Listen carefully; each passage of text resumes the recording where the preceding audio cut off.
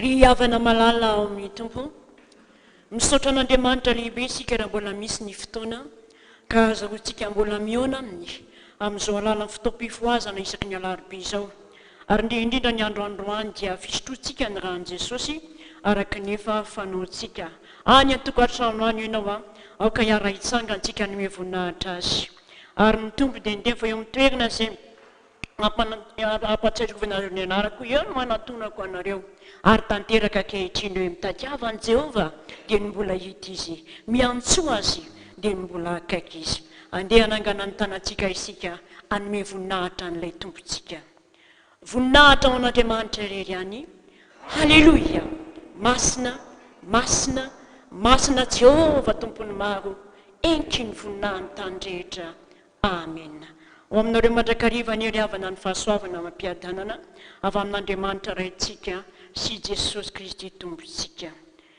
salamo 8:20 anomesantsika voninahitra an'Andriamanitra salamo 8:20 manomboka eo amin'ny 9:9 ka hatramin'ny 10 dia mitsambikina isika amin'ny 9:5 ka hatramin'ny 9:20 7:20 ny 9:5 ka hatramin'ny 10 ny 9:5 ka hatramin'ny 9:20 rehefa vita dia vakiana amin'ny anaran'i Jesosy ary rehefa voavakintsika izany dia nira fa 9:20 amin'ny fikenana protestant ny 9 sy ny 3 ny anaran'i Jesosy Jehovah Andriamanitra ny maro izy no nisehon'i Jesosy taminy izay voalaza amin'ity filazantsara ny jaony ity any saingy toa tahaka ny zaza diso-pitrotro ny mpianatra ny mpitarika natao andriny iakinana nalailan-keriny ary fantatsika tsara fa tsy nijanona raha tsy niafara tamin'ny fahafatesana nisy fifaliana ihany raha nandre ary nahita mahitsy fa nitsangana ilay zanak'Andriamanitra nahita mahitsy izy ary nandresy ny herin'ny fahafatesana ilay masin'Andriamanitra zany hoe ny teny zanak'Andriamanitra zany sy ilay masin'Andriamanitra dia hitatsika fa tamin'ny fotoana mbola niarahany tamin'i Jesosy mbola tsy nandalo lalan'ny azy fijaliana dia Petera mihitsy nanao zany fanekam-pinoana mihezinyezina zany ary nahafantatra an'izany vanim-potoana rehefa nampianatra ny olona Jesosy hoe zany mofinaina zany rano velona avy any an-danitra dia hoy ny olona hoe ary sarotro zany teny zany tsy takatry ny sain'ny olona nefa ny sekret lanitra nambaran'i Jesosy dia niala ny olona riavana ary efa niala ny olona dia nitodika tany amin'ny mpianatra Jesosy dia Petera eo Jesosy ianareo manao aiza dio Petera hoe ianao ilay zanak'Andriamanitra velona izay ilay tapia fanekam-pinoana nataon'ny vavan'ny Petera zany ary anankiray ilay hoe masin'Andriamanitra izy ihany no nanaiky an'izany izy ihany lobava amin'izany eto amin'ity tantara ity nefa riavana dia izao tonga ny fotoana na tonga ny fisalasalana na verevitra nanjavizavy tamin'ny mpianatra nitoy any tantara rehefa nitsangana tamin'ny maty Jesosy dia nanana fikasana ny mpianatra izay mivakiana teo andeha hanarato be da be no milaza an'izany rehefa mitory an'izany hoe dia miverina tamin'ny fiainany taloha zany ny mpianatra tsy dia izay loatra ny havana tsy midika akory zany hoe adiny ilay fanekenana nataony tamin'i Jesosy sy ny antso voarainy zany hoe hitory ny filazantsara tsy adinony zany fantany fa efa nitsangana fitaopasana Jesosy saingy tsy fantany kosa inona ny tokony atao manaraka zay le izy tsy fantany hoe inona ny tokony atao manaraka tsy mbola nandray ilay famihepetra azy hoe andrazy miandry tsara Jerosalema tsy mbola nandray zany mpianatra teto mandra-piavin'ny fanamasina dia mitoera tsara Jerosalema tenin'ny tompo taminy zany fa mbola tsy nandray zany ny mpianatra zavatra tsy azona vela koa ny fanaratona satria reo lehilahy reo dia tsy maintsy mihaza ilain'ny tenany sy izay ilainy ny ankonany Eny ampanaratoana teny any fariavana dia hitantsika fa tsy nahazo na inona na inona. Ary teo indrindra rehefa nazava ratsy ny andro dia ho nisoratra masina hoe teny amoron-dranomasina teny Jesosy. Ary rehefa nahita an'izany tsy fahombiazan'ny mpianatra teo amin'izany fanaratoana izany dia teo ny tompony nametraka hoe anaka manakanina va ianareo. Anaka manakanina va ianareo. Rehefa mamaky an'izany teny izany ary ava dia zavatra atao anatiko dia zao hoe izany fanontaniana. Fanontaniana amin'ny fony fitiavana ka atao mampiseho fahavononana ikarakara, fahavononana mahaolana, fahavononana anome fitsarana, fahavononana izara fitahiana. Izany no tao anatiko tao. Izay ilay Jesosy Kristy niaraka tamin'ny mpianatra ka mbola tiany Jesosy aseho foana fa tsy miova izy omaly, anio, ampitso ary mandrakizay. Tsy miova ny fitiavany, tsy miova ny heriny, tsy miova ny fahefany. Inona moa navalin'ny mpianatra? Tsotra teny tsotra, tsia. Tsia! Izay navalin'ny mpianatra. Teo mampiseho izany ry havana rehefa mandinika an'izany tokoa hoe misy zavatra tsy voafehin'olombelona fa voafehin'Andriamanitra. Misy zavatra tsy voafehintsika olombelona fa voafehin'Andriamanitra. Ary moa ve tsy misy fotoana tokoa asehon'Andriamanitra eo amin'ny fiainantsika izany? Asa ianao raha mahatsapa fa za dia mahatsapa an'izany.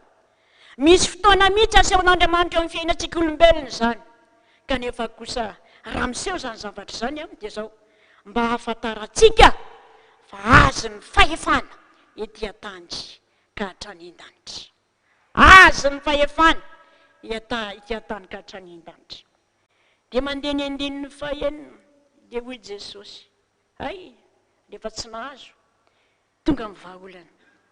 Alatsao eo amin'ny sisiny ankavanana ny sambo kely ny aratonareo dia ahazo ianareo.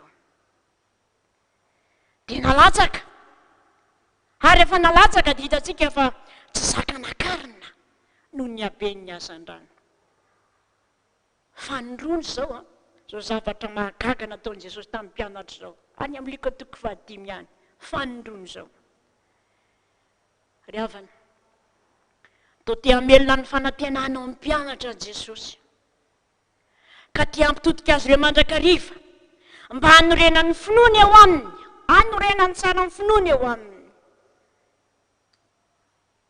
Hoy ny teny manko rehefa nampahery an'ireto mpianatra reto Jesosy.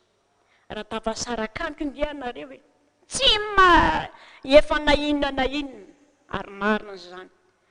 Tsy maefa na inona na inona raha tafasaraka. Ry fiangonana any an-tokantrano any ianao mare izany.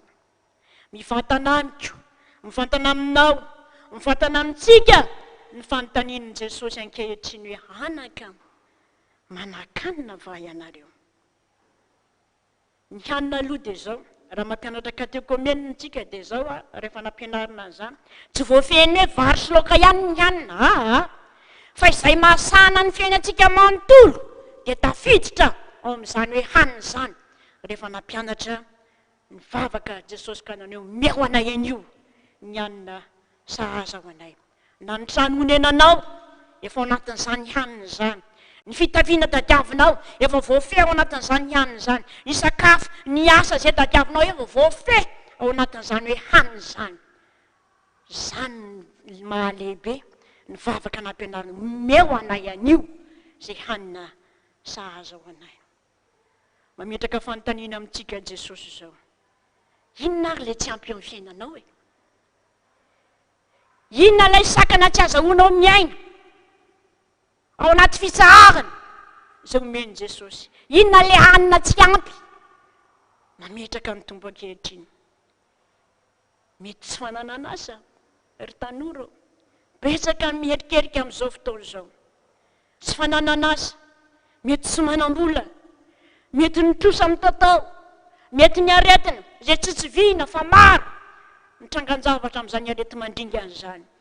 Mety fatokana ataony devoly be dia be tsy ary voatanisa ry havana. Vaninandro ahitana fahoriana zao vaninandro tiavintsika izao. Misy zavatra ry havana tohatra ny mampitrosina zanak'olombelona ary na ny kristianina aza misy zavatra mihitsy tokony mampitrosina ao anatin'ny vovoky ny fahakiviana amin'izao vaninandro eny atsika izao.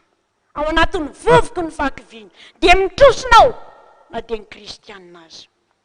Manoro-hevitra ny tompo androany. Anio anaka, alatsao amin'ny sisiny ny akavanana ny sambo kely ny aratonao dia azo ianao.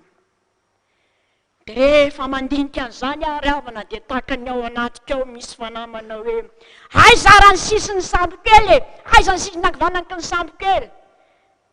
Zao fotsiny ny sisiny akavanana ny sambo kely dia ilay efitra mirindrim-baravarana. Efa nampianarina isika diro amin'ny efitranao mangingina mirindrim-baravarana ao tsika miona amin'Andriamanitra. Misaotra ho a Jesosy, misaotra. Ary inandray ary ny alato alatsaka ho a Jesosy a. Vavaka zay ny arato alatsaka, zay no arato alatsaka ny vavaka. Tonoany ao anaty vavaka ary ankehitriny. Tsy misy zao Jesosy eo, mitady an'izao a Jesosy eo, tsory mihitsy ankivy a Jesosy eo, tsory zany. Fa zao kosa aloha ny fibebahana mialohan'ny fangatahana, asa samy nandre ny afatra tamin'ny alatsika mety ny ray aman-drenitsika. Ny fibebahana, ny dradradradra fotsiny ao am-pandriana ao, fa tsy mahatsiaro ny zavatra tokony hibebahana. Aiza no hanina, aiza no tafiana, ny fibebahana. Zay aloha tsy maintsy mielo lalana. Vao afaka mitsotra ianao hoe tsy misy zao Jesosy, tena kivy a Jesosy. Fa rehefa mitsotra tahaka izany, tahaka ny mpianatra valy teny tsotra hoe tsia. Rehefa mitsotra enganie ka hareny feon'i Jesosy isika, ianao zay manana olana io ka hiteny aminao izy androany manao anaka, fantatrao io fahakiviana io fitaovana mahery vaika ataon'ny devoly ampiemitra anao. Mitandremy alatsao hoe mandehana alatsao ny aratonao ao amin'ilay sisiny akavanany sambo kely. Misy arety mandringana zay mampiororo an'izao tontolo izao, miteraka tahotra, mitondra fanahina ary toa tsy te hifaneraserana amin'ny mpianakavy azy ao anaty fahoriana. Zany ny marina ry havana. Nanana havana izay, tena havana akaiky, matony.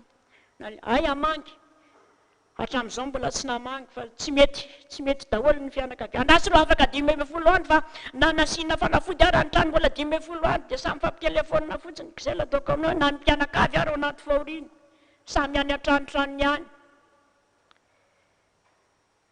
Mety trangan-javatra maro, tsy ny arety mandringana ihany fa ny arety mikiky ny fanahintsika. Ka ny seram-panahy ozy ilay mpitandrina anankiray izay. Misy zany amin'izao fotoana izao. Zanatsipika alefan'ny Satana hikiky ny fiainam-panahintsika. Raha zany ny tonga eo amiko, raha zany ny tonga aminao ry havana. Hiteny aminao nge Jesosy androany, anaka, aza matahotra mino fotsiny ihany. Zao andidy ny anjeliko aminao, fa zao fotsiny alatsao ny aratonao, alatsao ny aratonao ao amin'ny akavanany sambo kelinao. Misy olana maro samihafa toa miteraka fahaverezan-kevitra ary tena lalina, ary nandray tena mampitenindrery mihitsy, mampitenindrery. Ary misy ara olona dia tena miteny mihitsy sasatry ny miaritra ka tsy mahazaka intsony. Mampahery moa ianao ry havana, na zao hoe mitody amin'i Jesosy dia zany navalina. Sasatry miaritra pastera tsy mahazaka intsony. tsy manome tsiny ianao aho raha miteny izany io zay manofo anao fa zao kosa raha tojo amin'izany ianao mba jereo ny fanekam-pinoana nataon'ny Paoly nanao hoe very hevitra ka tsy mahamoy fo, very hevitra nefa tsy nahamoy fo. Ry havako, ny olana maro zany baiko ny tompo androany halatsao ny aratonao ho lavitra aminao ny hotariany rafamoizam-po ka iretina amin'ny fanekam-pinoany ny adalanao hoe tsy misy Andriamanitra, ho lavitra amintsika kristianina zany ake mifanekam-pinoany ny adala tsy misy Andriamanitra ozy, zany ny voalaza ao amin'ny tenin'Andriamanitra ao. Ho lavitra ny rafamoizam-po ka novinanao ny rafamoizam-po nandondona ao amin'ny varavaran'ny saina na ao amin'ny varavaran'ny fonao. Ijoro foana ary ianao tahaka ny Paoly hoe very hevitra nefa tsy mahamoy fo.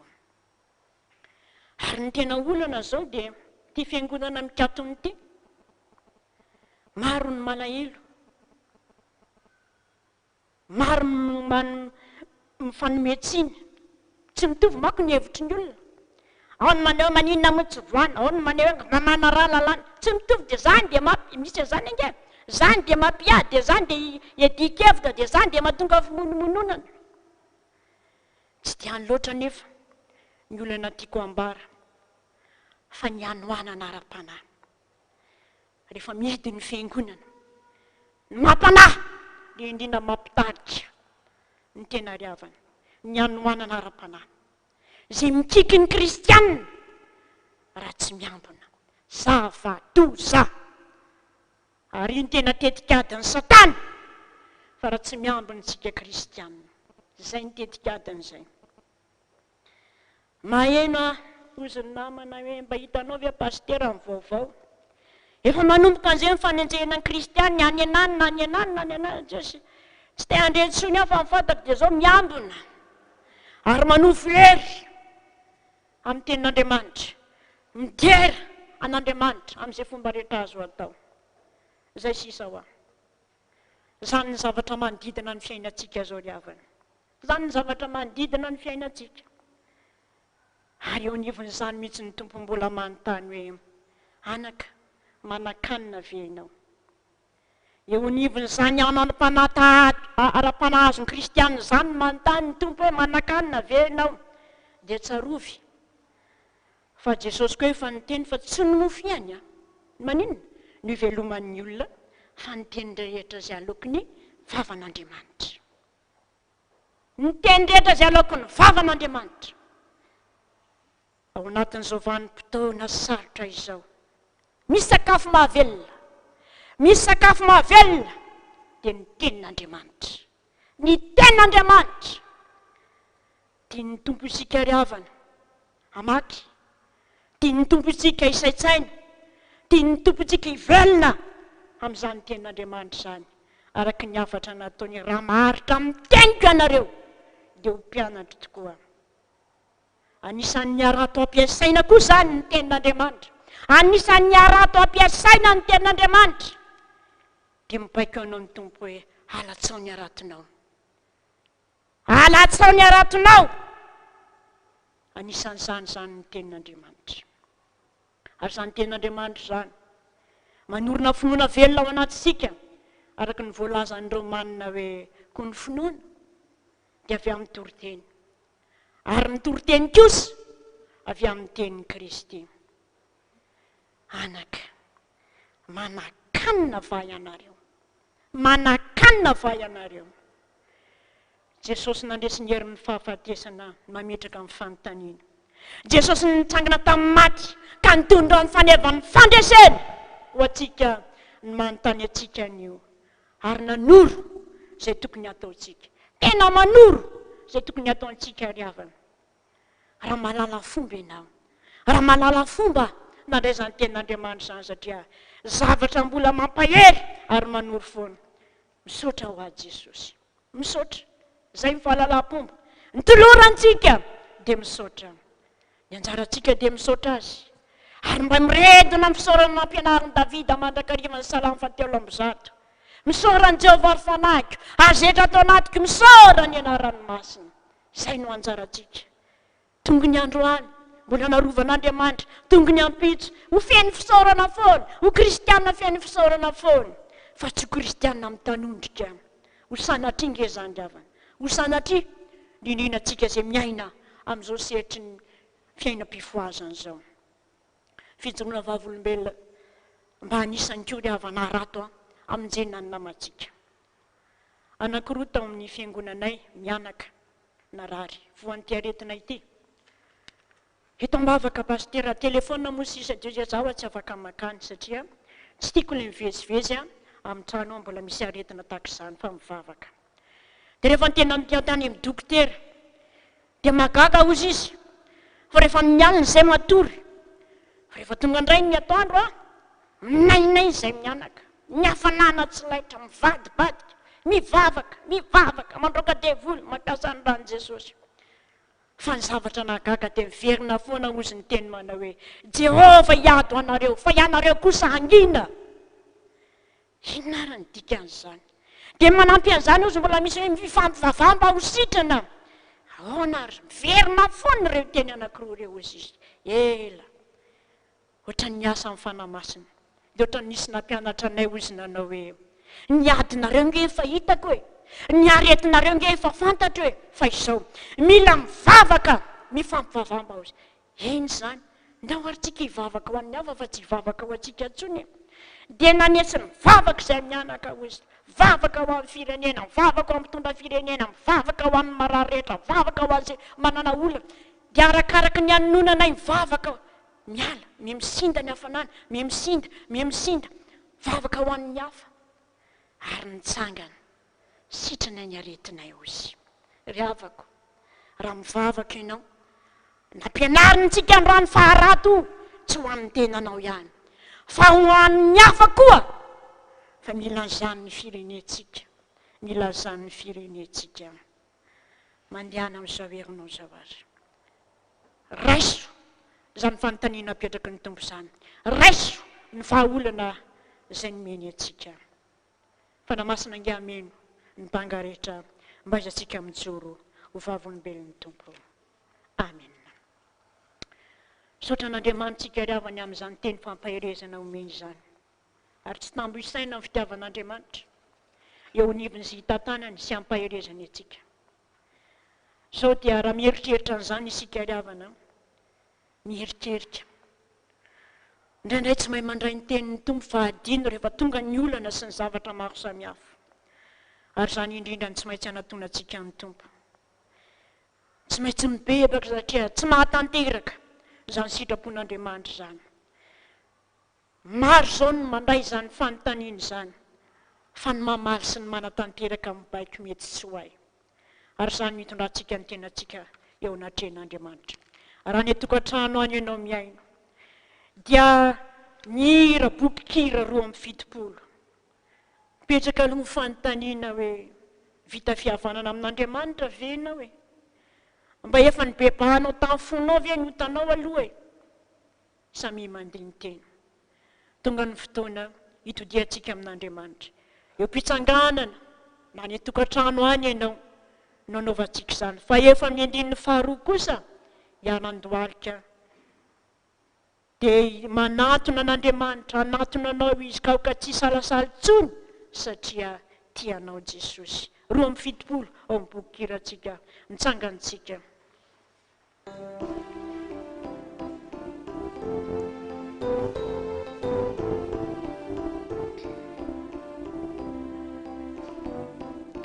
Muove vita fihavanana, amin'Andriamanitra ianao. Muove fanibeba, anao tamini funavere uta.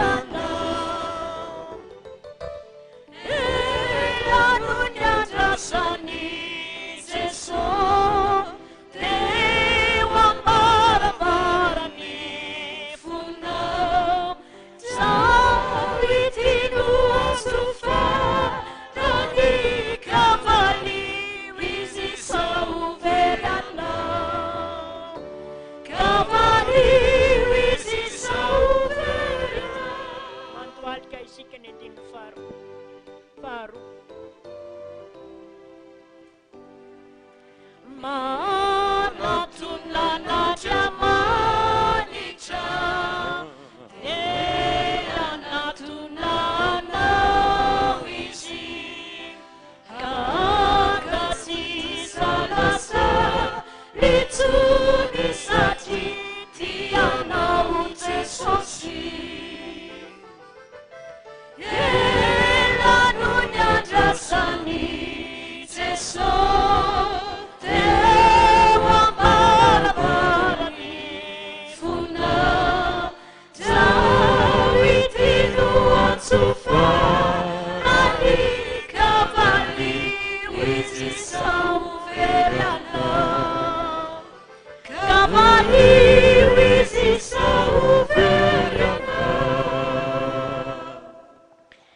Vavaka isika mipetraka amin'ny fanontaniana nametraka foana ianao Jesosy anaka manakanina va ianareo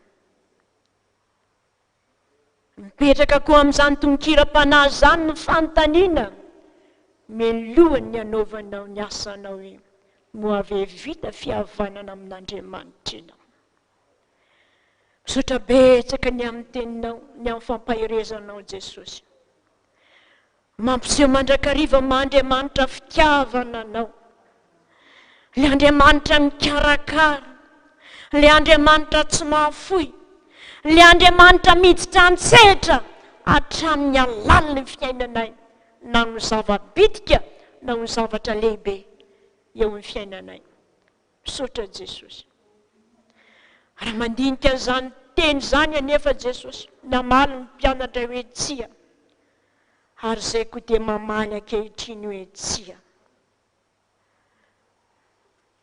nona ny fanahy nona ny nofo aza betsaka ny ketraka betsaka ny mierikerika betsaka ny kivy betsaka ny latsaka ao anatin'ny aiziny fakiviana Jesosy io zany ny trangan-javatra miseho ankehitriny endriky ny tsy finoana daholo zany endriky ny tsy finoana daholo zany nefa androany ianao mbola nanoro ny lalana zehatra tokony ataonay misy vahaolana ary tsy lavitra ny vahaolana fa ny zavatra teo akaiky ny mpianatra ihany nampiasainao ary tsy ahokavana ny sambokely ny arato na mpianatra ianao Jesosy io fa aiza ny sambokely ao amin'ny efitrano mangingina mikatom-baravarana inona no arato ampiasaina ny vavaka sy ny teninao misy vanim-potoana mety sy tanteraka zany aronjoronjo ny fiainany eny Jesosy io dia tsy manam-potoana intsony ionana aminao Andriamanitra aronjoronjo ny zavatra maro samihafa ny zanatsipika alefa ny Satana zany ange antotonanay daholo dia tsy mahavavaka fa tahaka ny mivezivezy eny tontolo eny fotsiny zany ny zava-misy Jesosy tsy mahadinika ny teninao intsony tsy misaitsaina ny teninao intsony tao tsy misy finoana intsony satria tsy mitoetra ny teninao zany ny fahalemenay Jesosy mamela eloko mamindra fo ianao fantatra efa Andriamanitra fitiavana ianao fa na dia ny teny aloka ny vavanao aza manohana ny fo Jesosy io manohana ny fo tsisy olombelona ka afaka nytany anay azany ametraka ny fantaniana aminay amin'izany olona mivatravatra ny ety Jesosy olona mahantra fitiavana ny ety amin'izao tontolo izao fa ianao kosa mbola mijery ny olanay hatrany hatrany anaka manakanina va ianareo Jesosy io mamindra fo dia mba ho marina aminay androany fa raha mpiasana ny teninao raha kato ny teninao hita tokoa Jesosy malala zany fionana taminao hita ny valim-bavaka zay natao teo anatrenao saikitritra renge ny arato saikitritra ny arato Jesosy rehefa manomenao feno ny fitahinao tsy mba manome tapatapan'izany ianao satria ny tenanao manontolo aza efa natolotra ho fanavotana anay. Ankehitriny Jesosy mahatoky izay fampitombo ny finoanay ianao ary mangataka tokoa izay araka ny nampianarina hoe rehefa mivavaka ianareo mba mangatao ampitomboy ny finoanay. Ary misy sedra maro eny an-dalana ampitomboinao ny finoanay eny atao fitsapanay izany fa izay kosa hifikitra amin'ny teninao foana. Misaotra indrindra Jesosy. Andriamanitra mamela heloko ianao. Andriamanitra tianay ianao. Andriamanitra mpamindra fo aminay ianao. Fa ankehitriny kosa hitanao Jesosy, misy rivotra hafahafa hoentin'ny Satana. Misy zavatra mandoto na ny rivotra iainanay, na ny manodidina anay, zavatra jeren'ny masonay, zavatra renesin'ny sofinay. Betsaka ny feon'ny vahiny ankehitriny Jesosy. Ary mila ampiemitra ny olona amin'ny finoana mihitsy Jesosy io. Zany asan'ny Satana daholo zany. Kanefa kosa Jesosy malala. Izay mbola misaotra anao fa misy fahefany efa nomenao anay foana. Andavona reny asa matin'ny Satana reny. Ary zao famantaran'izao nanaraka izay mino, amoka dia amin'ny anarako izy, hiteny amin'ny fiteny izay tsy mbola hainy izy, handremena ràn'i izy. Ary na dia misotro zava-mahafaty aza izy, dia tsy hampaninona azy zany. Hametra tanana marary izy dia ho sitrany reny. Misy le afo mielo azy ka mandevina amin'ny fahavalo manodidina. Ary manao ny rivotra hoirany sy ny lelafo mpanompony. Fa Jehovah Andriamanitra dia afo mandevina. Eny Andriamanitra saro-piaro izy. Ny amin'izany fahefana nomenao zany Jesosy. No androdanany ny asa matin'ny Satana. Ko amin'ny anaran'i Jesosy Kristy zanak'Andriamanitra velona sy mahery didina ny asa Satana rehetra tsy anaketsana am-pahefana. Dorana amin'ny afanjavana rehetra mandingana rehetra may. Dia voly mitondra olana rehetra misalibona rehetra dorana amin'ny afanjava may. Nenarana ela rehetra may. Ny Beelzebub rehetra dorana amin'ny afan'i Jehova. Ny fanany ratsy mitondra kanisana rehetra may. Dia voly mitondra fiemorana rehetra may. Dorana any andavaky ny aloany. Any anjara tenareo tsy mananjarany. Dia voly mpanangoly rehetra may. Miala Satana. Tsy manana anjara amin'ny zanak'Andriamanitra. Fahavalo resinareo. Any andavaky ny aloany. Any mandrakizay. Any anjara toerana misy anareo. Misaotra Jesosy. Misaotra indrindra Tompo. Misaotra indrindra. Amarino ary. Fa tonga ny zanak'Andriamanitra andrava ny asany devoly. Zany ny antom-pitsinako koa Jesosy. Ka marino zany. Ka ninina androana. Tsy verimberina intsony. Fa nala izay mitambesatra rehetra tamin'ny olona hoenao. Fa efanao zany. Misaotra Tompo. Sangana isika. Hoy ny Tompo amintsika. Tsy anontolo foa na andringana intsony. Fa Andriamanitra fa tsy olona dia ny iray masinao aminao. Raha hoy ianao androany hoe Jehova ianao no ariko. Satana atao finenanao ny avy indrindra. Raha miraikitra ny fitiavanao. Dia tsisy olo zany zao anao. Na aretina nakaiky an'lainao. Fa izy andidiny anjeliny aminao. Mba hiaranao amin'izay rehetra alehanao. Satria malala eo amin'ny masony ianao. Eny be voninahitra ianao. Sady tiako i Jesosy.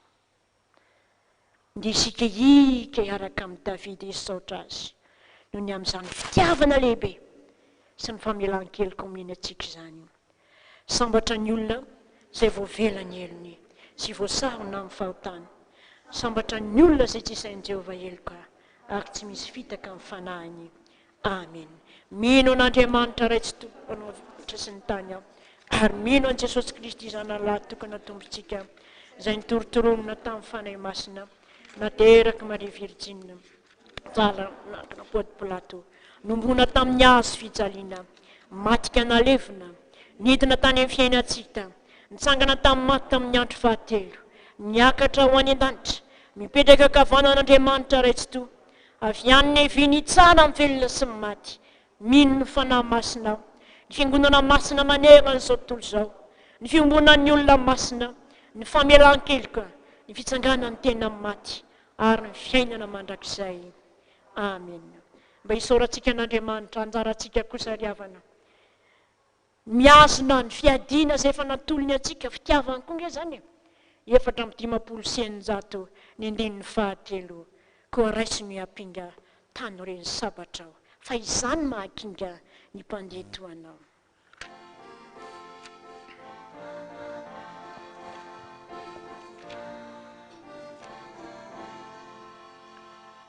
Koa raisiny hampinga tany reny sabatra, fa izany mahakinga ny mpandeha toanao, ny mpamonjy ere no manangana faneva aminy eva azy eo alohanao.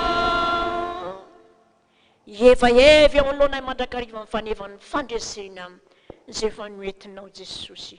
Misaotra indrindra Tompo, ny anarany Ray sy ny Zanaka ary ny fanahy masina.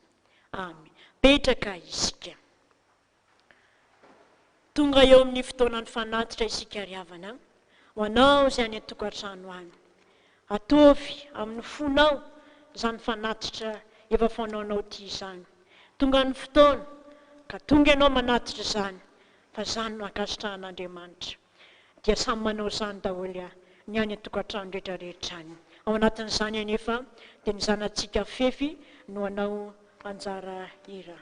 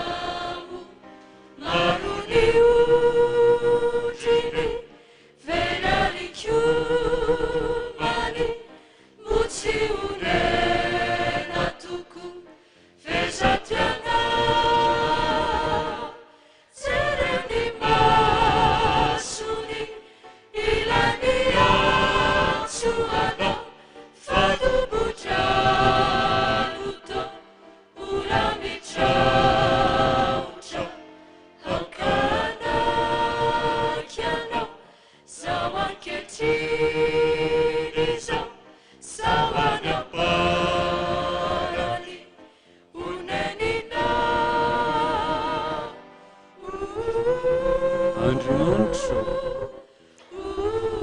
Andriamanitra ianao, mitady ianao fatratra aho, mangetaetanao ny fanahiko,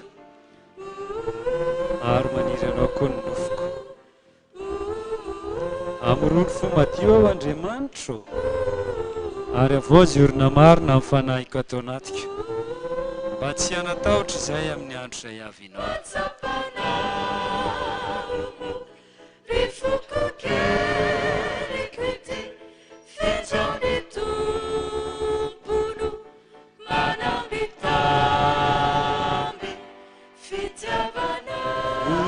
Fitiavana duri, mamidiama mieri, numeniana, mahaiza mankafi.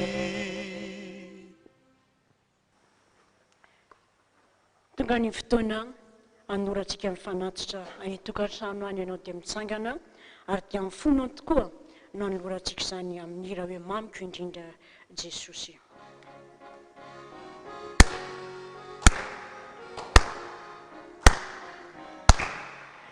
Mamiko indrindra Jesosy, mamiko indrindra ianao, fa ianao tsy miova, mamali vavaka, Tompo inaravaritanao amin'ny soa rehetra zay nataonao ahy, hatrambiny kely indrindra Jesosy eo misaotrana, tsy manana vola,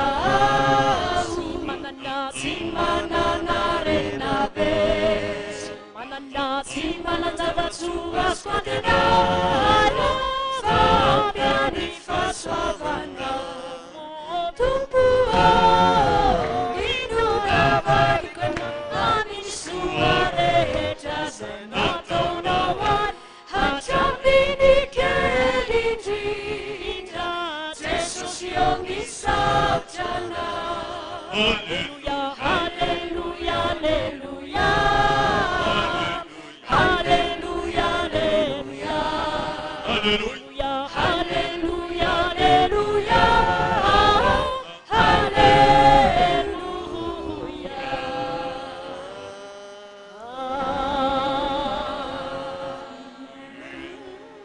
Vavaka isika. Misaotranao izay raha mbola afaka nanondro fanatitra ho anao, marika ny fanoloran-tenana izany Jesosy. Avozinay foana izany fanoloran-tenana izany satria very izay raha lavitra anao. Ry asafa dia efa nahatsiaro izany teo amin'ny fiainana. Ary ianao koa mbola niteny fa tsy mahefa ninona tokoa raha tafasaraka aminao.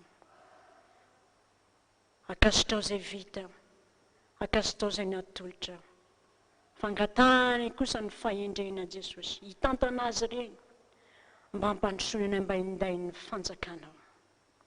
Misaotra indrindra Tompo, misaotra Jesosy, voninahitra ao n'Andriamanitra irery ihany.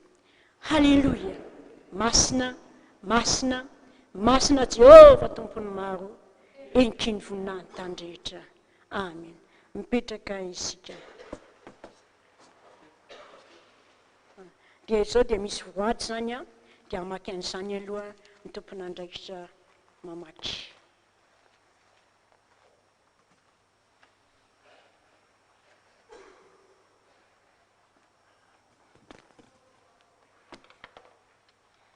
Dia mbola mpitombony amintsika ny havana fahasoavana sy ny fiadanana avy amin'ny Andriamanitra Raisy Jesosy Kristy Tompontsika filazana. Araka ny fandaminana izay napetraky ny ray aman-dreny dia ny raisina izao lamina manaraka izao: ny rakitra, ny anniversaire mandray ireo anarana, ny voady masina sy ny sisa dia raisina manomboka ny alatsinainy ka hatramin'ny zoma, manomboka ny valora sy sasany ka hatramin'ny 12 ao amin'ny varavarana fa 300. Ny voady masina kosa dia ahitana isika mba samy amitina arak'izay azo atao satria hiaraha malala ny fahafohin'ny fotoana ahafahana mamaky izany ao anatiny fanompoam-pivavahana. ny voninahitrany a dia ho an'Andriamanitra rery ihany. Rako pisaorana, Jesosy a misaotra anao be dabe izahay no ny soa nataonao taminay na nanasitrananao ny renim-pianakaviana tamin'ny aretina mafy na azo azy. Ny nanomezanao anay fiara 4x4 tamin'ny fomba tsy takatry ny saina, ireo somarobe nataonao taminay mianakavy, tsara ianao Jesosy, vola 50,000 ariary ho an'ny asan'Andriamanitra kely dia kely Jesosy fa ny fomameno azy. Izany dia voninahitra an'Andriamanitra rery ihany. Amen.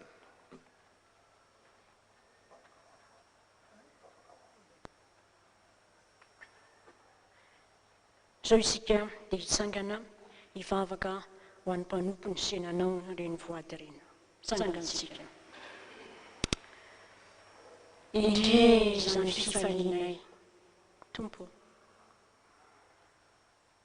Mirotsaka mandrakariva ny fitahianao, ary tsy mba mety ritra izany. Ao ny mpanomponao, izay nanome ny voady, any koa izay mbola mikasa. Misaotra anao ny amin'izay nataonao taminy, ny fanasitranana, ary faly izay miaino izany. Izay mbola ao an-dalana kosa Jesosy, mbola mitady izany. Mahenika izao rehetra izao ny herinao n'aiza n'aiza misy azy. Fa ny fiangonana rehetra kosa, efa nampianarinao izay hoe misaora amin'ny zavatra rehetra iariretona manao hoe misaotra Jesosy io. Ninona kosa mbola etaeta ny fony, tsy mety misy izany, ianao ny mahalala. Fa ampo anay ny teninao manao hoe tsy mba lalitalovana ny sofinao, mandrefona. Ary ny fiangonana rehetra iarivavaka ary ampeokanao hoe Jesosy io, ianao ny atakay. Amen. Petraka isika. Tonga eo amin'ny fotoana izay hijoroana vavolombelona isika ry havana. Satria androany moa dia andro fisotroana ny ràn'i Jesosy. Ary dia izay olona tokoa nahita izany fahasoavana, nampiasa izany ràn'i Jesosy izany no hitsangana. Ka dia mangataka ny zanantsika fefy mbola anao ireray mialohan'izany hijoroana vavolombelona izany.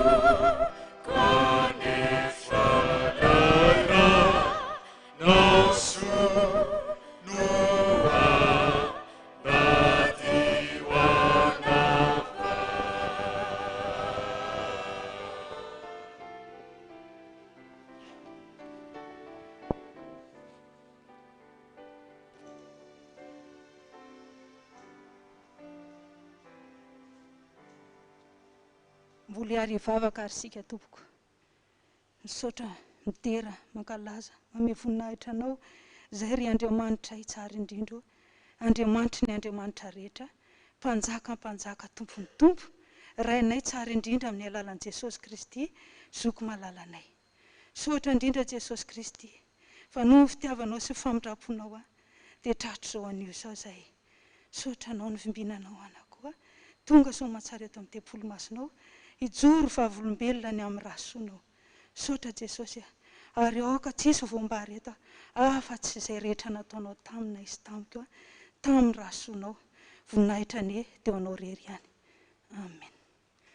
Ny joroko fahavolombelona eto dia nanasitranan'i Jesosy tamin'ny alalan'ny rasoany dia ny fisotroanany ràn'i roa herinandro talohan'ny herinandro masina narary ary tena narary dia ny tao an-tsaina dia ny hoany amin'ny dokotera ny hinana fanafody tsy ny eritreritra na inanina fa dia hoe marary dia hoany amin'ny dokotera dia nandeha ny herinandro voalohany nanana fanafody sy nandraisana zavatra rehetra toromarika amin'ny dokotera dia vao maika aza reraka tena reraka ary tena hoe manaintaina io vatana io fa na ny lamba eo ambonin'ny tena aza mila tsozaka ny tanana apetraka eo ambonin'ny tratrana ny kibo tena hoe tsy mety vadibadika amin'ny alina manaintaina tena reraka ny ao an-trano moa dia efa mitebiteby ahoana neny ahoana ianao ty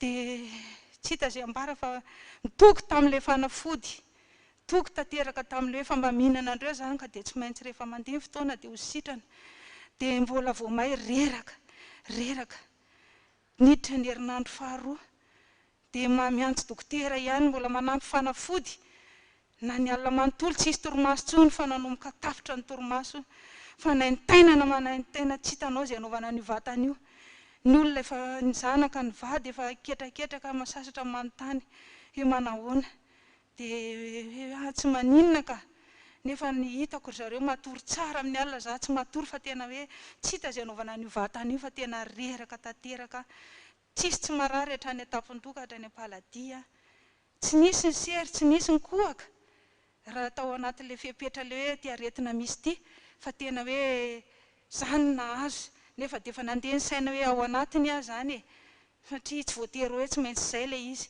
dia natonga ny tahotra tonga ny ororo dia nefa tena ketraka tanteraka dia ozy ako sady nanomboka ao anakaiky ihany ny herinandro masina vao may tena reraka amin'ny fanahiko sy ny eritreritra hoe Jesosy tsy afaka monjy ny herinandro masina ve fa tena reraka raha zao fatako zao tsy afaka andeha tsony raha ny tenako efa me marary zany moa manana aretina mitaiza marary ray raha ny filazan'ny dokotera reo fanafody zay nohaniko reo dia tsisy mety amiko fa zany anao hoe hoaniko ihany satria te ho sitrana ny vadika ny ora sy fotoana tamin'izany efa ndeha ny herinandro faharoa ny vady moa dia efa eny atohatra sisa satria any farany ambony matory dia rehefa tonga amin'ny hariva mirava miasa dia ohatrany tsy dia samy miakatra tanteraka fa eo amin'ilay atohatra manao hoe seria manahoana ihany dia mampahery hoe tsy maninona akory ka dia zay vao miakatra tanteraka dia samy fampijerijery dia ahoana ihany nataonao ty efa ahoana dia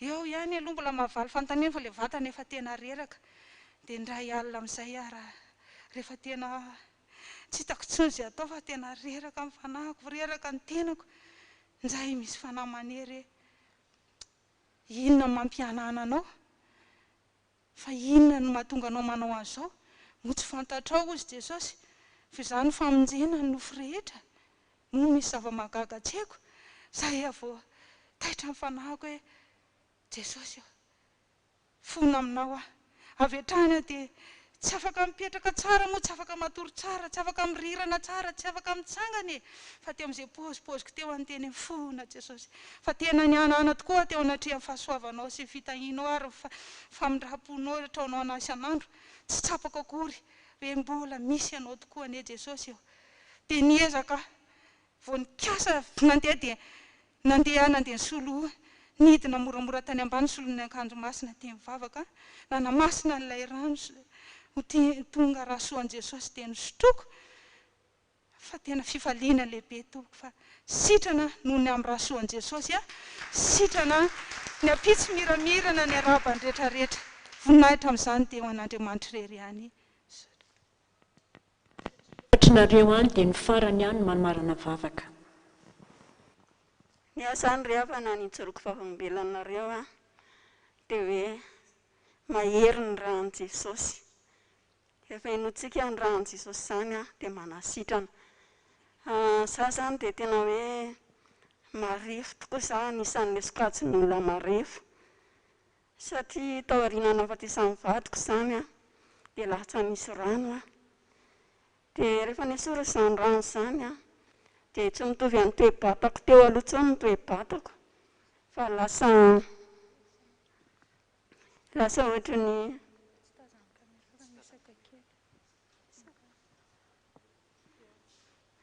tsy ohatran'ny teo aloha intsony izany ny toe-batako fa lasa marefo lasa tsy mahavita ny zavatra ataoko intsony. Na mandeha ary izany ohatra hoe miaraka ny ankizy mandeha miasa dia rehefa miaka-piakarana dia tsy afaka fa sepitra dia na mandeha mafimafy dia sepitra dia tao anatin'izao arety mandringa izao dia natahotra hoe za zany anisan'ilay olona le marefo. Natahotra hoe rehefa za zany novoan'izany corona izany dia tonga dia hoe sisy anona intsony fa anisany dia tao anatin'izany rehefa tonga izany arety mandringana dia ohatsy ny zanako izany za mivarotra hazan-dranomaina dia izany ilay zanako hoe neny tsy tokony handeha hivarotra intsony fa ilay vola angery neny ao anatin'ireny vola ireny mifampipitapita dia za zany tsy nanaiky fa hoe za zany tsy maintsy hivarotra satria zany za rery sisa fa zareo fa manambady daholo dia sisika ihany zany hivarotra ihany dia tao anatin'izany zany tao anatin'ny saiko dia hoe Jesosy momba anahy za mpanompon'i Jesosy na marefo ary Jesosy foana miaro anao anatin'izany dia tsy naledoika ny ahako mihitsy izany ny ankizy fa lasa foana nandeha maka entana dia mivarotra dia indray andro ary izany vao tamin'ny sabotsy izany miompy couple de sira 10 kely izay zany ao an-tranonay dia tamin'ny sabotsy io zany rehefa tenen'ny fanjakana hoe tsy mahazo mivarotra dia za zany efa niatrehitra mihitsy tsy hivarotra zany dia lasa zany karakaran'ilay akohako tao ambony tao dia rehefa tonga avany zany zanako niakatra avany dia efa nganeny tsy hivarotra dia izy efa nga mahazo mivarotra dia ny olona ohatsy izy tahotra mivarotra ihany dia lasa zany izy eny ary fa andeha hivarotra dia nidina zany nampidina entana dia nidina tao ambany dia rehefa nidina zany dia voatoko daholo zany dia avy naliazo an-drano voatoko teo dia vetivety teo dia tonga dia ohatran'ny hafahafa be aloha hafahafa be zany dia ohatran'ny nenalemy zany ty tabako ambany iray manontolo ty dia teo zany dia natahotra ny zanako zany satria efa tsy avelan'ny hivarotra mbola mivarotra amin'ny sisika ihany dia izy zany efa lasa noditany dia za rery zany no teo dia Jesosy ozy izy malemy vatako Jesosy tratran'ny corona fe za Jesosy dia teo zany dia tenin' Jesosy zany moa fa niteny hoe izay asaiko ataonareo izy dia ataovy araka ny tenin'ny dada hoe ataovy teo dia tonga dia nandadilady niakatra tany ambony satria za ny ambony mipetraka dia tonga tany ambony dia za moa zany miompy an'ilay akoho dia misy rano foana zany ao amin'ilay fatanao mamana an'ilay akoho dia misy rano iray vilany foana ao tsy nianahana ary avana satria za moa zany efa manomboka maraina mipebaka foana dia tsy nianahana fa tonga dia nalaiko ilay rano mamay be dia nitapohako nataoko faran'izay zaka mihitsy dia teo zany nisako aloha ilay rano Jesosy atao mivadika raha ty Jesosy atao mivadika rano ty Jesosy asivo afo anatin'ity rano ty Jesosy zany nataoko dia za zany efa ila tsy mahatsangana zany dia niezaka nitsangana dia avy eo zany dia niraiko an'izay ilay rano faran'izay mamay dia masiniko teo ilay rano teo an'izay dia tsy nanananina intsony mba tonga dia nalaiko tamin'izay nitobatobako daholo ny tapako ambany iny zany nitobatobako satria iny zany tonga dia nalemy ny tapako ambany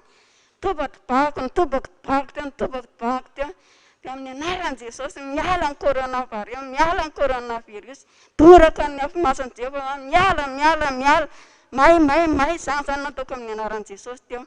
Dia teo ry havana dia rehefa takitra zany le rano. Dia hoy aman-tsain'i Jesosy, saotra Jesosy, saotra. Dia teny eo ihany ry havana dia tonga dia nitsora, natanjaka be dia faly ahako tao anatin'izany.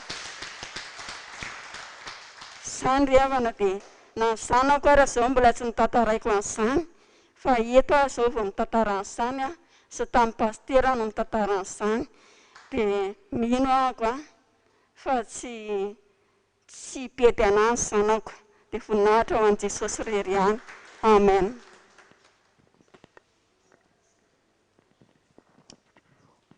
Ny joroko vavolombelona ry havana dia momba an'izay ràn'i Jesosy izay indrindra. Nisy fotoana zany tamin'ny iray volana angambany narary aloha. Dia rehefa narary moa dia izay foana aloha ilay tonga ao an-tsaina voalohany hoe ho any amin'ny dokotera. Dia nandeha tany amin'ny dokotera dia sady nandefa mesazy tamin'ny ankizy zany hoe mba eto am-bavaka aho za fa marary. Dia rehefa nandeha zany dia ny ankizy nitondra am-bavaka dia za koa nandeha tany amin'ny dokotera dia afaka kelikely iny moa dia nisava ny aretina. Dia za rehefa nandeha nihira taty am-piangonana efa hoe sitrana zany. Dia nandeha teny dia afaka tapa-bolana iny dia verina narary indray dia rehefa miverina narary zany dia teo vao tonga saina zany fa inona Jesosy ny anton'izao zavatra izao, inona sitraponao tianao tanterahina amiko Jesosy fa manaiky foana zay lalana hitondranao za Jesosy tsy any amin'ny dokotera zany intsony fa zay anaovanao sisa Jesosy fa tena marary zany tena hoe marary tsy hitanao hoe ahoana fa tena hoe marary, tena marary ianao. Dia lasa nitoraka tamin'i Jesosy. Dia rehefa nitoraka tamin'i Jesosy mibebaka aloha dia mibebaka dia mimarary ihany. Dia nisy mpanompon'Andriamanitra natsokony hoe ray aman-dreny ohatrohatr'izao fa mba sao dia mba afaka makatio nareo fa zaho marary.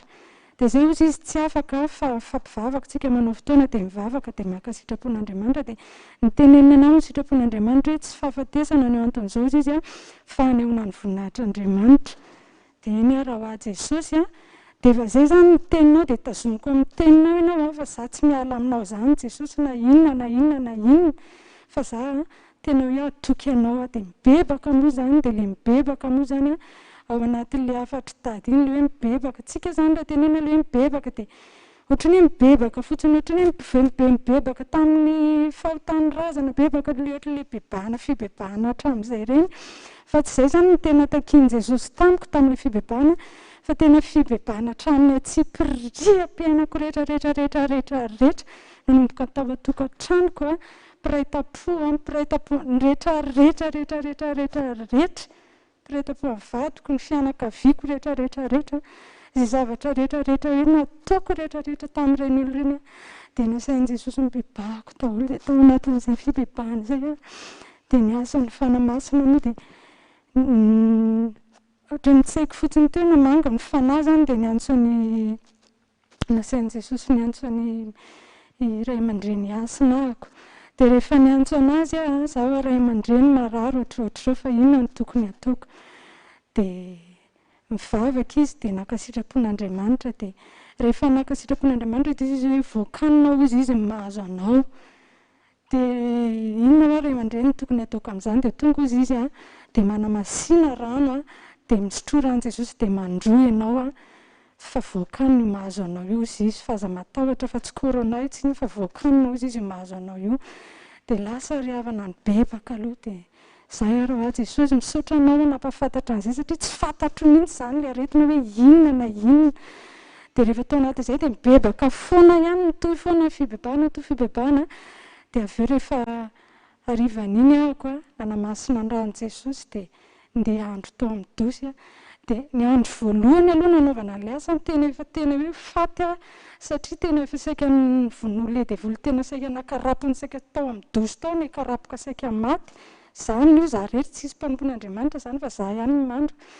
Dia rehefa namasinina ny rano Jesosy natao ny asa dia tena tonga dia maivana aloha tamin'iny andro voalohany iny dia natory mbola tsy nahinan-kanina zany fa izy zany teny hoe misakafoana izy rehefa avy mandro rehefa mivoaka tao daholo zany le be zavatra nivoaka be zany tao anatiko tao tamin'ny andro voalohany iny dia nefa za tsy nahinan-kanina dia tsy mbola nahita tory koa ny alina an'iny satria ohatran'ny hoe naona hoe dia mbola nanainy tena dia nitoy ihany ny fibebahana fanondroan'ny andro dia mbola ohatr'izay ihany dia fanotelo ny andro amin'izay na dia fasan'i Jesosy mpanompon'Andriamanitra rehefa tena hoe tena nibebahana daholo zany zany zavatra rehetra zany inona ma Jesosy mbola mampalahelo anao satria mbola tsy tena hoe tena sitrana tanteraka azy ihany tamin'izay dia nandro fahatelo amin'izay ihany izy mpanompon'Andriamanitra tonga tao an-trano dia nanome ny sitrapon'Andriamanitra dia nanoro hoe ohatr'izao ny tena hoe fibebahana dia nangataka tamin'i Jesosy dia izy moa nanao ny asa fanotelo ny andro tamin'le asa fanasitranana zany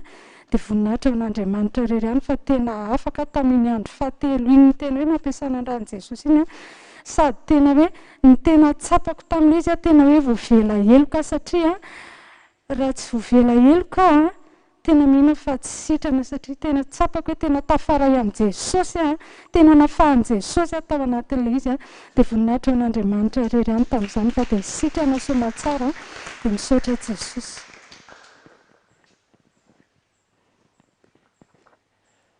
Tamin'ny tapabolana lasa izay mahery kely dia tratran'ny tia coronavirus ity ny tenako ary tafiditra tao anatin'ilay hoe forme grave satria vao vita ny paka lundi de paka dia nanomboka narahy nalemy ohatran'ny hoe tonga dia lasa nisuta be ny heriko sy ny tanjako dia nanomboka teo zany tratrany tsy nare fofona intsony tsy nare tsirokanina intsony fa ohatran'ny hoe mainy rano mangotraka tao amin'ny vavako hatrany anatiko rehetrarehetra any dia ny antson'ny dokotera sy professeur namana moa zany akaiky dia tonga dia confirme izy hoe izy zany ozy izy fa zavo fanafody dia tonga avy ianao aty maka ordonnance zaho tsy afaka tsony fa tena efa fanina efa malemy be ao am-pandriana dia naniraka olona moa zany izy dia nanatitra fanafody dia tao koa zanako natsoko dia nanatitra fanafody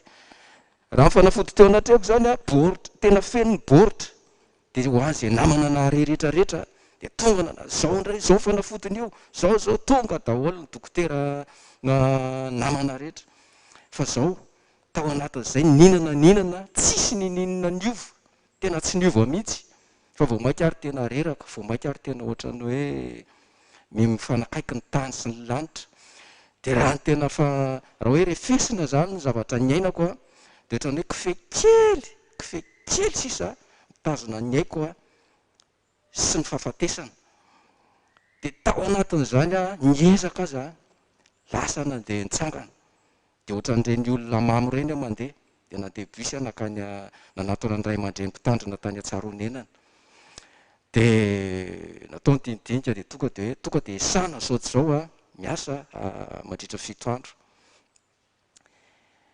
fa teneniko anao ninana an'izay fanafody izay tao anatina telo andro tsisy nininana niova fa vao ny esana indray mandeha dia tena tsapako hoe niova zao tontolo zao ary tao anatin'izay 3 andro zay ary tena efa le sepotra be tena hoe tsy avy miaina intsony raha vao misy mouvement kely ataoko hoe gauche na droite dia tonga dia takina ferme zany lalan-drivotra rehetrarehetra dia tsisy nininana dia raha ohatra hoe mifoka rivotra tsy mahavita an'izany fa ny ampahafolon'izay vitako hoe feno ny fitoran-drivotra ao tsisy nininana afaka hoe ampidiran-drivotra dia nieritreritra hoe niatso ny dokotera indray hoe inona ny ataoko aloha izy tsika mampiasa oxygène dia ohatrinona ho le oxygène 5 millions izy izy ny adiny ray ka raha adiny 3 ao zany ao anatin'ny ray andro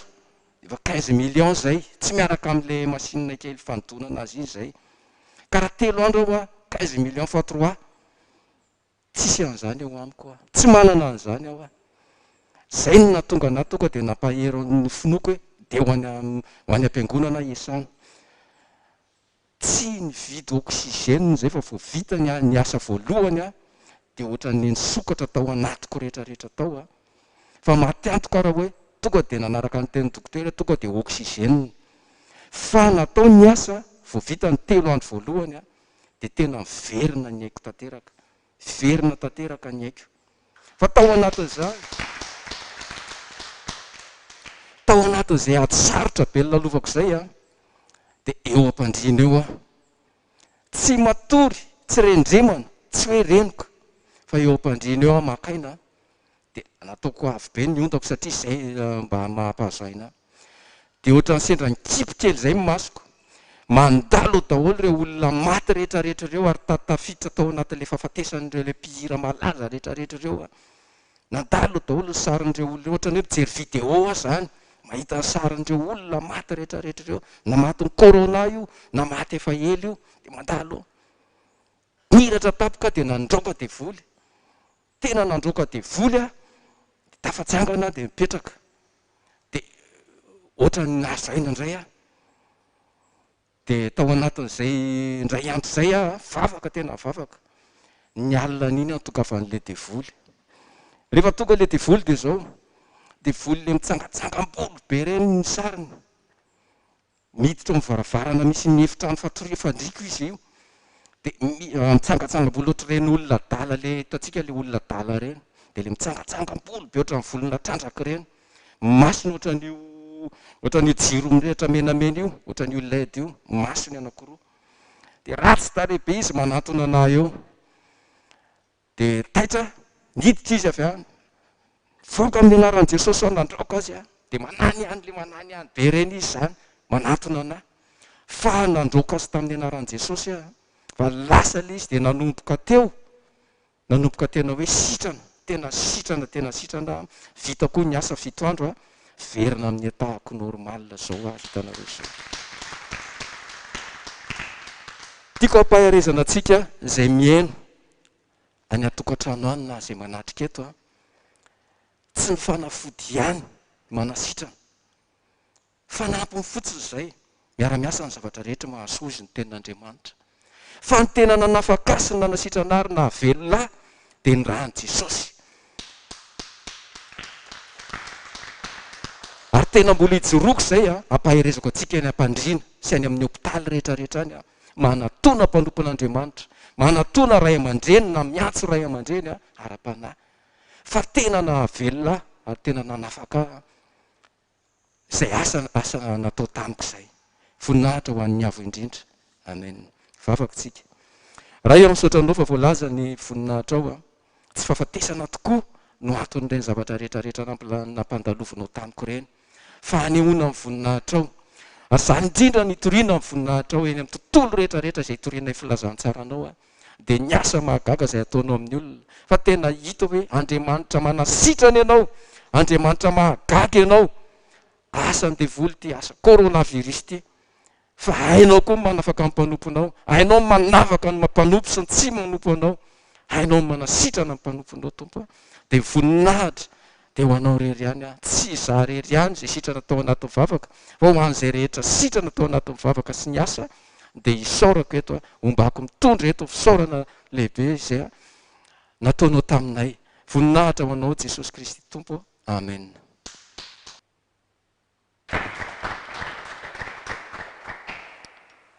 Izany no herin'ny ràn'i Jesosy ary izay isaorana azy, fa izy no nampianatra antsika an'izany tamin'ny alalan'ny mpanompony. Ny hitsangantsika no voninahitra azy, voninahitra ho an'Andriamanitra rery ihany. Halleloia! Masina, masina, masina Jehova tompony maro, ekiny voninahiny tandrehitra.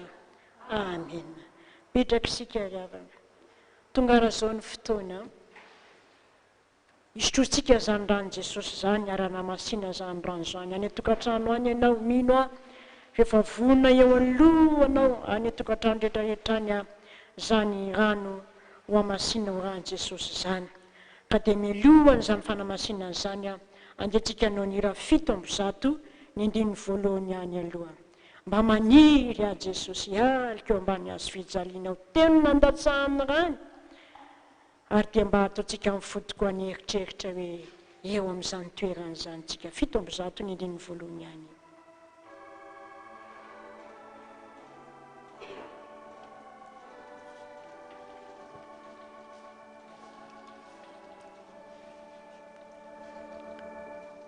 maniry mafia amory Jesosy tompo ialoka Maria Sofia Zaliana tsy misy toeraka farentsy tena mamiko ny azo fijaliana no fiarovako. Raha sambany ianao riavana ny tokantrano any a ka mba nandre zany heriny raha ny Jesosy zany fanamasinana ny raha ny ho tonga raha zany dia ampianarina anao ao anatin'ny vavaka fa antananao kosa zay vao voasasa tsara iny a no arotsaka ao ny fanondrinao a dia amin'ny finoana tokoa no anaovanao zany fa hosolony rahanao io a ao anaty vavaka. Vavaka isika anamasina zany rano zany. Misaotra mideranao zay Jesosy ny amin'ny fitiavanao sy ny famindramponao. Ny fijoroana vavolombelona tsy mety tapitra manambara fa ianao tokony nampianatra ary io rano zay hitanay rano mikoriana avy any amin'ny rehetrarehetra rehefa anao amasininy zany derahanao. Ko ankehitriny Jesosy reo no rano avy any tontolo andreo naizanaiza mipoiran'ireo tsy fantatray zay zavatra ao anatiny, tsy fantatray zay fiaviny misy milaza ho tompony ary nefa zany rehetrarehetra zany kosa Jesosy efa nomenao anao tokony fahefana hoe miafo masinao ny mandevona zetra tsy avy aminao ka ankehitriny ara Jesosy ho amasininy zany fa niasa ny devoly amin'ireo ranon'ireo kosa tsy anakery tsy anapahefana fa le vonona amin'ny afo masinao nany kalan'oro tsy anakery tsy anapahefana zazavavin-drano rehetra may nomena rana ela rehetra may dorana amin'ny ampanjeo tsy mananjara tra nitokantrano any asa ianao Jesosy eo ka nizaniza mpisandoka ny tompony rano tsy manana anjara tsy manana fahefana zany fa may dorana amin'ny afo masinao zany ary indrindra Jesosy eo tsy anakery tsy anapahefana na ny voatonona na ny tsy voatonona may dorana amin'ny afo masinao Jesosy. Arakar'izay Jesosy hatrany tokantrano anatsoboka ny tananay ka amin'ny anaranao Jesosy no anamasinany zany rano zany hosolony ranao ka ninona ampiasain'ny olona zany Jesosy ho marina mandrakariva takan'ireo mpanomponao marobe fa manasitrana ny ranao, manadio ny ranao, mandroaka ny aizina rehetra ny ranao. Ninona ampiasain'izany Jesosy dia misaotra indrindra Tompo, misaotra Jesosy io, misaotra Tompo. Amen. Mipetraka isika. Hozaraina aloha zany rahan'i Kristy zany dia ao anatin'izany mihira hoe ny azo fijalianao no hitazanako ny tenanao izay nijaly mba ho avitro ka dia kotsatra ny masom-pitiavana ny tavako ry Tompo. Ny andininy faharoa.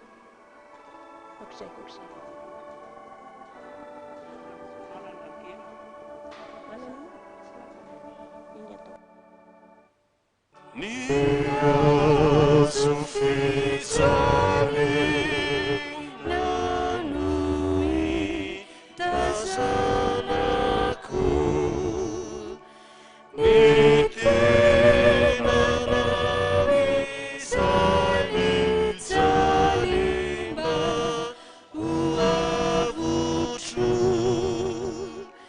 ka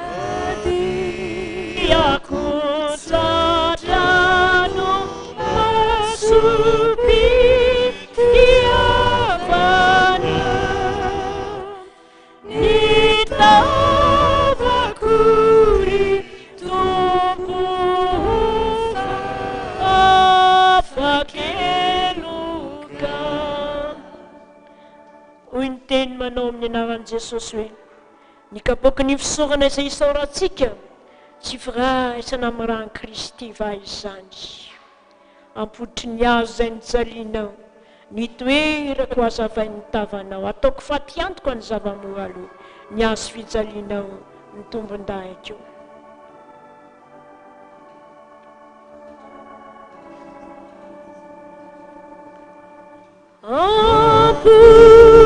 Tutiniha azuzaini zaliana nuitueraku azavad nitavana ataku fati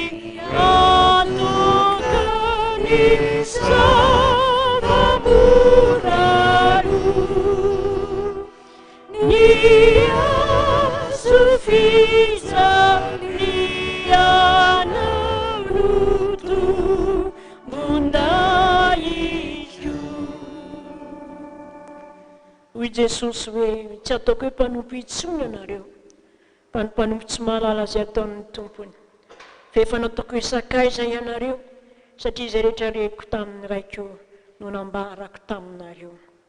Mahasakaizan'Andriamanitra atsika ry havana, mahasakaizan'i Jesosy atsika no nanorony atsika zao rano zao, dia ho amasinina dia ho tongan'ny rano izany. Inona moa tsy isaorantsika azy, inona moa tsy hanolorantsika ny tenantsika ho an'Andriamanitra ho azy, dia tsika anao hoe anao atompo reko ny feonao.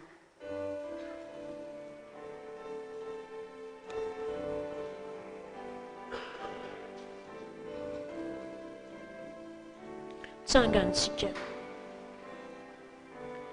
Anao atompo reko ny feonao, zay mitoriny fitiavanao. Nefa mila tsanga ny finoana, nefa mila tsanga ny finoana. Anao anatonako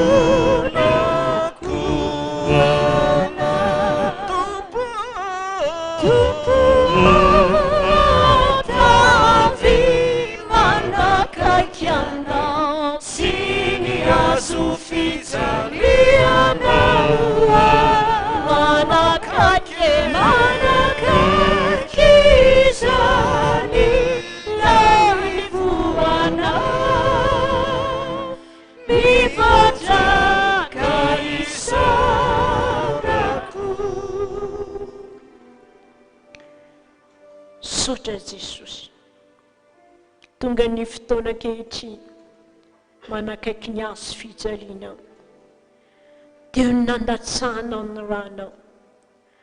Teo koa Jesosy manalo na dia tao anatin'izany fahoriana mafy izany azo, teo ny mbola nivavahanao anay hoe ray eo mamela ny elony, fa tsy fantan'izay atao. Narahanao asa izany famelan-keloko izany, ka ny ranao zany manadio, manakosika ny elokay. Misotra indrindra Jesosy, misotra indrindra Tompo. Hoy Jesosy, tia kapoaka itian'ilay fanekena vaovao amin'ny rako, izao nataovy fahatserovana novinoviana misotra anareo. Ny apôstôly Petera, tsy zavatra mora simba tahaka ny volafotsy na ny volamena, nanavotana anareo tamin'ny fitondratena adala izay azonareo tamin'ny entin-drazana, fa ny raha soa ny Kristy toy ny raha ny zanak'ondry ary tsy misy pentipentina. Manatinao ka miondrika hanoroka ny tonga masinao, izao olona tsy mendrika avaozy Tompo anao. Manatonao ka miondrika manoroka ny tonga masina, izao olona tsy mendrika ka mavaozy Tompo anao. Hoy Jesosy Kristy Tompontsika, sonareo rehetra ity fa ity no rako, dia ny amin'ny fanekena vaovao izay alatsaka ho an'ny maro famelan-keloka, zao natao fahatserovana novinonavina misotro ianareo misaora azy.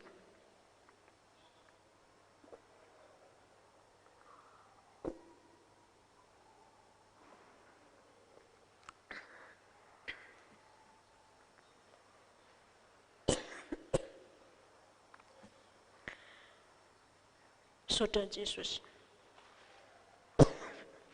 Ny amranao kirina ny anaty any na inona fahalovany amin'ny nofo manana fahefana ny ranao manala na inona mikroba ninona virus rehetra ka misirisirika andavo ny nofonay anana ny ranao fahefana zany Jesosy io. Any atokantrano rehetra na inona ampiasain'ny vahoaka anao ny finoany nanaterahany zany haneo ny voninahitra ho ianao. Misaotra indrindra Jesosy, misaotra indrindra Tompo, zany fitiavanao, zany fandraponao. Misaotra Tompo. Mahamiry Jesosy, mahamiry Jesosy, mahamiry Jesosy, ny fitiavanao. Misaotra Tompo. Amen. Petraka isika. Misaotra n'Andriamanitra isika ry havana ny amin'ny fotoan'androany. Ary mbola nanatombony isika raha mbola misy ny fotoana ifampaherezana na ty amin'ny alalan'ny radio azy indrindra amin'ny fisotroana ràn'i Jesosy tahaka izao. Naiza misy atsika ny tompo efa name fiteny fampanantenana fa tsy andao izy na afoy. Amarana izao fotoana izao ny mpanompony no nametraka ny jodrano ary dia mba ataontsika fanekempinoana fanavozana fanekempino iza no mahasaraka amin'ny fitiavanao Jesosy. Mba ataovy mihitsy mifikitra ao amin'Andriamanitra zany fitiavanao zany. Fa mitanao ny voninahiny efatra amin'ny fitopolo amin'ny firanam-pifohazana. Tsangantsika ny andininy voalohany alohan'ny tsotra.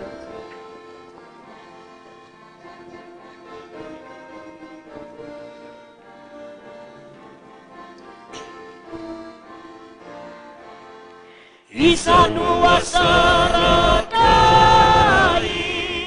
aminao Jesosy tumputina navutrai ianao Kristio kaluzave samusalatrie safanite anava salatio nifafatesana zaini faenirayo tsiamuzakuana.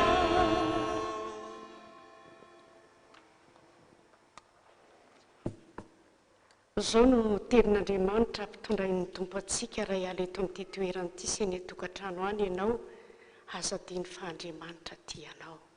Zao no tenin'Andriamanitra miteny hoe fatatsy anary mandrakizay ny Tompo azy. Eny, fa na dia mampahory azy izy dia mbola hiantra ihany araka ny haben'ny famindrapony fa tsy hitra ny mampahory na mampalahelo ny zanak'olombelona. Fa izay miandry an'i Jehova dia androsery koa elatra ny akarany tahaka ny voromahery hiazakazaka izy nefa tsy ho sasatra andeha izy nefa tsy ho reraka hivavakatsika.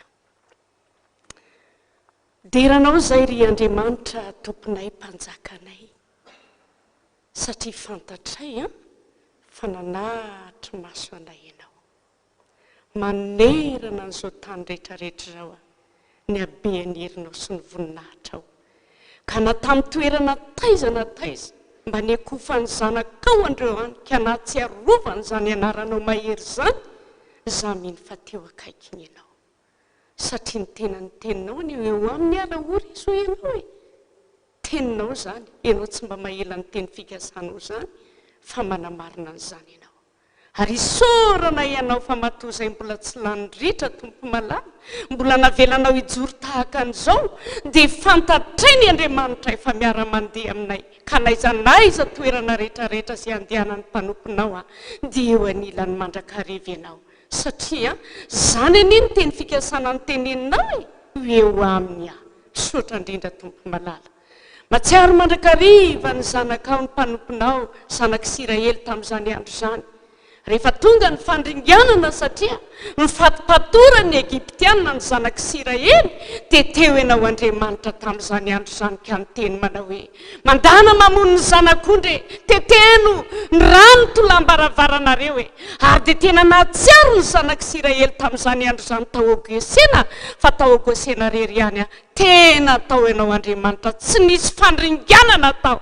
tsy nisy ranomasony patrapatraka tao tsy nisy kikika tao na dia ny fahavala aza ny ikika ny tomany dradradratra tompo malala fa ny mpanomponao tena narovanao ahoana moa izay ny tsy atoko Jesosy ahoana izay ny tsy atoko efa nitodika ty aminay masonao Andriamanitra kehitriny efa nitodika ty ianao efa manasoanay ianao ary indrindrandrindra Jesosy efa tena azonay ny teny famonjena kehitriny efa titoriana ny fahamarinanao Andriamanitra zay mino Jesosy fa zay ny zanak' Israely vaovao ary dia mino zay fa efa nanisy rano tolambaravara ny mpanomponao ianao tahaka ny tany Gosena arovanao amin'ny aloko ny fahafatesana sy ny arety mandringana rehetrarehetra eny fa na dia nampahory azy izy io ianao tsy hanary mandrakizay ny tompo sotra tompo noho izany fitiavanao zany ary dia mino zay tompo malala fa zao ihany amin'izao toeran'izao namohanao ny herinao hiparitaka isam-baravarana isa-tokantrano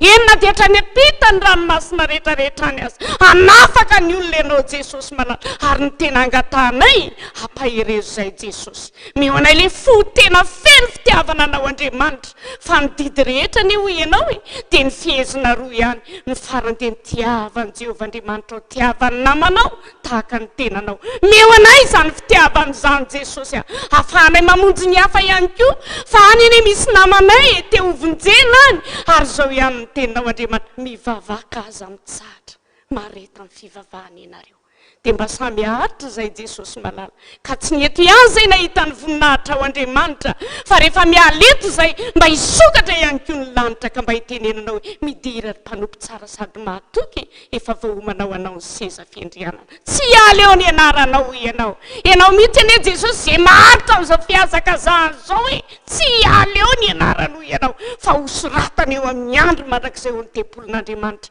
mba ho tanteraka aminay rehetrarehetra zany ka tsy hovariana amin'izao rehetrarehetra zao zay tompo malala fa tena hiazakazaka hitady ny tavanao Andriamanitra ary ratra zay dia zao ihany ny eto Jesosy mandalo ihany fa an'le tena mandrakizay sotra tompo fotoana kely Jesosy mba angatanay aminao eto anie mba manararoatra ny zandrikelinao mba te hiondakondana mihitsy Jesosy malala mba te hamipiana anao mihitsy ka te hibitsibitsika eo akaikinao Jesosy iny le tena matsiro iny mihitsy Jesosy malala avelao mba hitantana ny tananao zay rehetrarehetra Jesosy ka na dia 2 minitra ihany azy le vavaka tsy ambara namana iny tsy ambara vady iny le sendotokana iny Jesosy mbe menora le 2 minitra ihany azy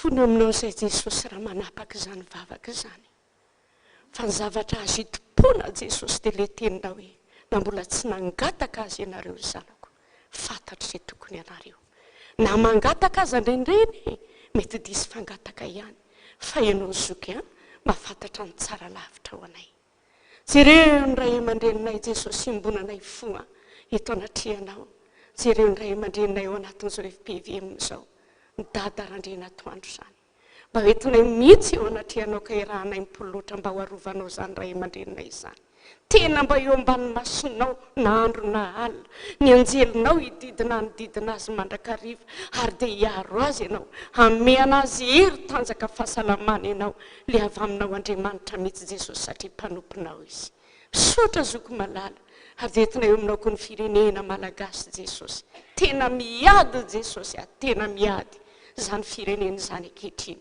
nefa dia matoky lerinao Andriamanitra ianao zay satria mahatsiaro mandrakariva Jesosy fa misary tongotra kaviana izao firenena malagasy zao efa nipetraka teto ny ditongotra ao Jesosy ataovy mahita ny voninahitra ao zao Madagasikara zao ary dia na inona ho anatin'izany mpitondra rehetrarehetra Jesosy mivavaka ho an'izany zay satria mahatsiaro mandrakariva fa mifahefana Jesosy dia ianao Andriamanitra no nanome izany fahefana izany ka dia trotrona eo ampelantananao ko ny mpitondra anay Jesosy mba homenao fahendrena Jesosy malala tolotsaina endry mba hita lalana Jesosy amoany an'izao firenena izao dia mba hiada-pinaritra araka ny tenao raha tonga any amin'izany tany izany ianareo dia mivavao an'izany tany izany fa raha miada an'izany tany izany dia mba hiadana koa ianareo ka dia mba hiada-pinaritra izay rehetrarehetra Jesosy io mba hitombony ny asanao Andriamanitra mba ho be ny olom-bovonjy hoentina enitra aminao Andriamanitra ka raha tonga ny antsentsonao anay dia mba ho tena ho tanteraka ny teny reto izay sy ny zaza izay nomenao anay sotra indrindra tombo rainao izay ny an-danitra masina ny anaranao ho tonga ny fanjakanao atao any ny sitraponao ety atany taky ny an-danitra omenao anisy anina saza ao anay ary mamelany elokay taky ny melana izay meloka taminay ary aza mitondra anay amin'ny fakapanahy fa manafahanay amin'ny ratsy anao ny fanjakana sy ny hery ary voninahitra mandrakizay amen raisontsodra izay tononona amin'ny anaran'i Jesosy Kristy tompontsika fahasoavan'i Jesosy Kristy tompontsika ilay fitiavan'Andriamanitra ray ilay firaisana avy amin'ny fanahy masina ny izy anisy tomboka vatsy ianao amin'ity androany ity ka hitenenany hoe efa nifidiko ianao ka tsy mba hariko zany miteraka anao androany za le maniraka anao mandehana za matahotra fa mombanao amandra-batapitra zao tontolo zao misotra indrindra tompo anao tompony dera ho anao ny aja ho anao voninahitra anao hatramin'ny talozanka atolotra ianao mandrakizay amen indiny ny fahevatra amin'ilay hira teo dia amarana antsika azy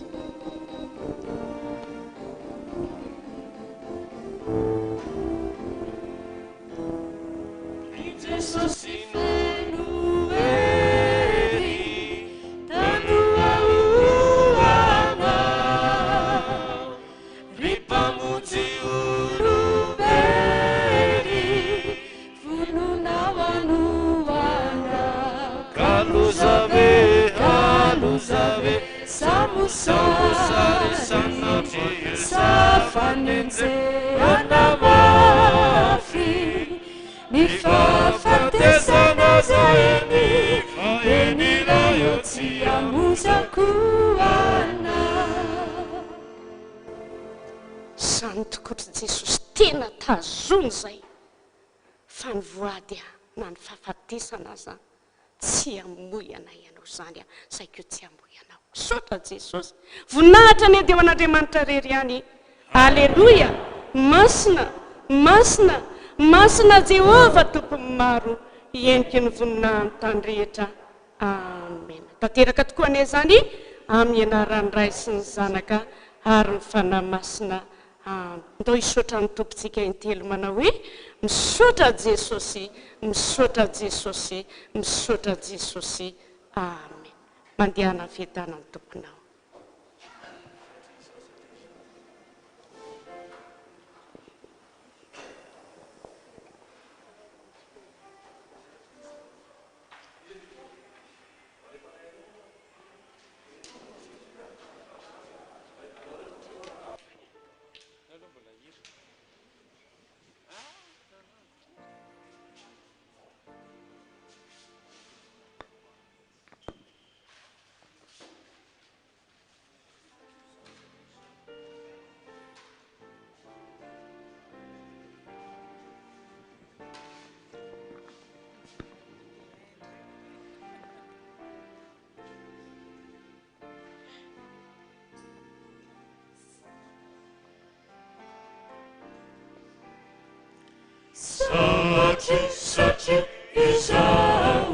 Sachi izao tesa